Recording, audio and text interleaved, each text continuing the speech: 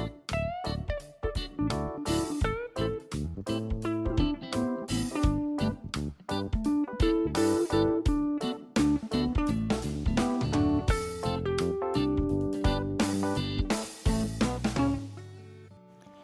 Friends, my kitchen my રેસીપીમાં આપનું સ્વાગત છે।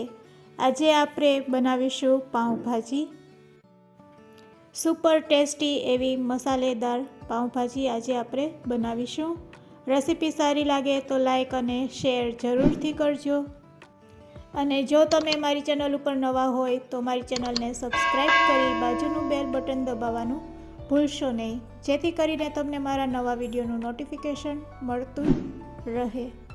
તો પાવભાજી બનાવવા માટે સૌપ્રથમ આપણે આ રીતે મોટા ટુકડામાં બટેટા અને રીંગણાને કટ કરી લેશું। તો અહીંયા મેં 2 નંગ બટેટા અને 2 નંગ રીંગણા લીધેલા છે। રીંગણા ઓપ્શનલ છે, તમારે એડ ન કરવા હોય તો તમે રીંગણાને સ્કીપ પણ કરી શકો છો અને તેની જગ્યાએ 2 નંગ બટેટા લઈ શકો છો। હવે મેં વટાણા થોડાક લીધેલા છે, તેને મેં 6 થી 7 કલાક અગાઉ પલાળીને રાખેલા હતા, અને સાથે સાથે કોબી પણ લેશું। તો ચાલો હવે બધી વસ્તુને આપણે પહેલાં બોઇલ કરી લેશું। તો તેના માટે આપણે ગેસની ફ્લેમ ચાલુ કરશું અને કુકરમાં બધી વસ્તુ એડ કરી દેશું। બધી વસ્તુ એડ કર્યા પછી વટાણાને પણ એડ કરી દેશું। તો બટેટા, રીંગણા અને કોબી અને વટાણાને આપણે પહેલાં આ રીતે કુકરમાં એડ કરી થોડુંક પાણી એડ કરશું। બધી વસ્તુ ડૂબી જાય તેટલું પાણી આપણે તેમાં એડ કરશું। તો આજે હું તમને થોડીક અલગ રીતથી આ પાવભાજી બનાવતા શીખવાડીશ। તો બધી વસ્તુ કુકરમાં એડ કર્યા પછી હવે આપણે પાણી એડ કરશું અને સાથે સાથે થોડુંક મીઠું પણ એડ કરી દેશું અને એક વખત તેને હલાવી લેશું। તો ચપટીક મીઠું એડ કરી અને એકવાર ચમચાથી હલાવી લેશું। તો ચાલો હવે આપણે કુકરનું ઢાંકણું બંધ કરી દેશું અને 4 થી 5 વિસલ વગાડશું। 4 થી 5 વિસલમાં આપણી બધી વસ્તુ સરસ બફાઈ જશે।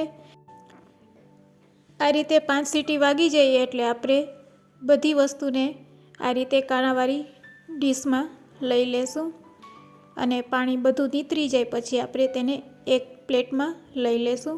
તો અહીંયા આપણે કાણાવાળી ડીશનો જ ઉપયોગ કરશું। તો તમે જોઈ શકો છો સરસ બધી વસ્તુ બફાઈ ગઈ છે અને પાણી પણ દૂર થઈ ગયું છે। તો હવે આપણે મોટી ડીશમાં તેને લઈ લઈશું।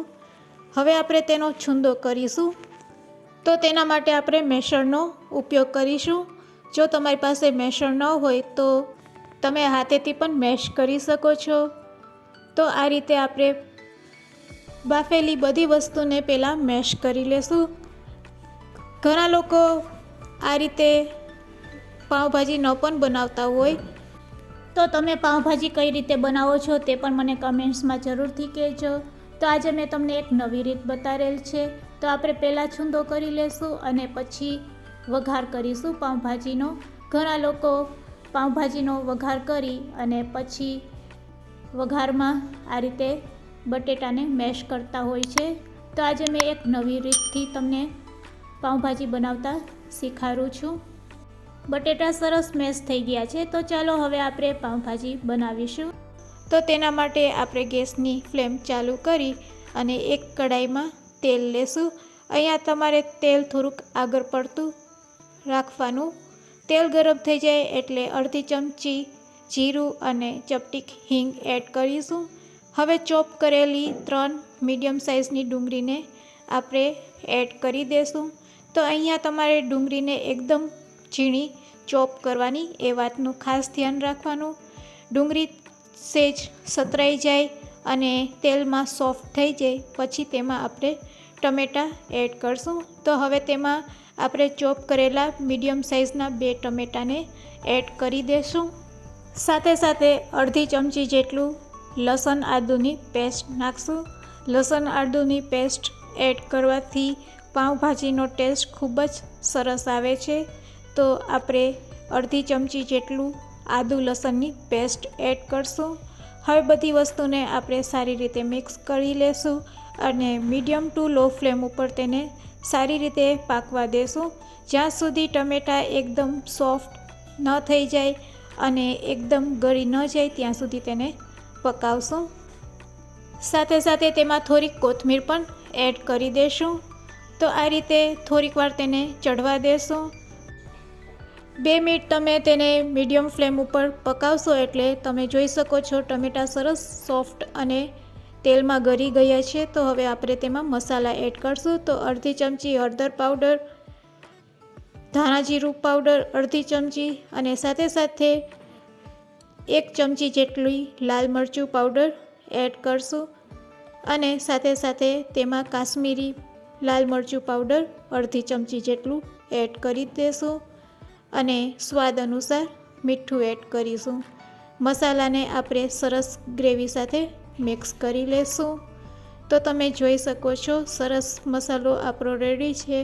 બસ હવે તરત જ તેમાં આપણે મેશ કરેલા બટેટાનો છૂંદો છે તે એડ કરી દેશું. તો આ રીતે બનાવેલી પાઉંભાજીમાં બિલકુલ સમય નથી લાગતો અને તમારે પાછળથી મેશ પણ નહીં કરવું પડશે.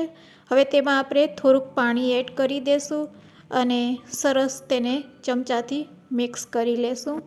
તો ફટાફટ આ રીતે તમે પાઉંભાજી બનાવી શકો છો. હવે તેને 1 મિનિટ માટે તેને આ રીતે મીડિયમ ફ્લેમ ઉપર આપણે પાઉંભાજીને પકાવી લેશું. તો તમે જોઈ શકો છો ખૂબ જ સરસ કલર લાગી રહ્યો છે પાઉંભાજીનો.